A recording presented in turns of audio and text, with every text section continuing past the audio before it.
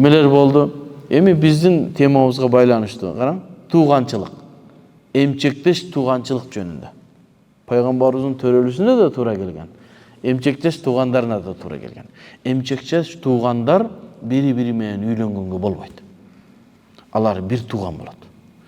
Кандай эле жанагы атасы менен апасы бир болуп төрөлгөндөр бир тууган болгондой эле эмчектештер дагы шариятыбызда бир тууган эсептелет. Үйлөнгөнгө болбойт. Пайгамбарыбыз саллаллаху алейхи вассаламдын канча эмчектеш туугандар болгон. Пайгамбарыбыз саллаллаху алейхи вассаламдын 6 эмчектеш тууганы болгон. Пайгамбарыбыз саллаллаху алейхи вассалам Бану Саад же Са жанагы Харистин же Халима Саадиянын жерине кеткенге чейин кыйналып атканда Суайба деген аял биринчи эмизген. Ал Суайба Абу Жахилдин күңү болгон аял, мындай астындагы күңү.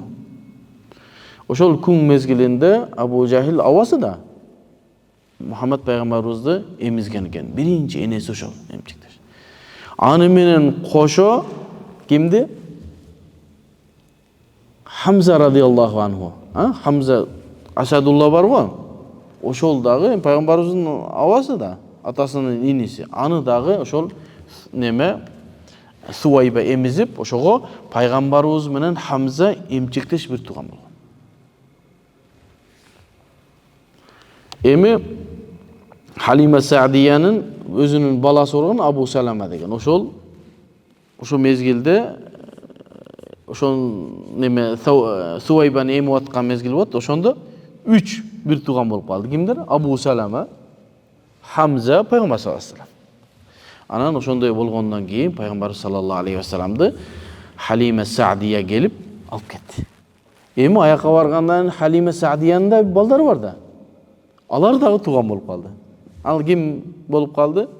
Ал жакка болгондо Абдулла ибн ал-Харис ошол мезгилде Халима Саадияны эмип аткан бала Абдулла болгон. Ал андан кийин бир тууган болуп калды. Андан кийин Шейма деген кыз болгон. Ал анан ошол менен анан Унейса ушулардын бардыгынан бир тууган болуп калышты. Ошентип пайгамбар саллаллаху алейхи вассаламдын 6 эмчектеш тууганы бар.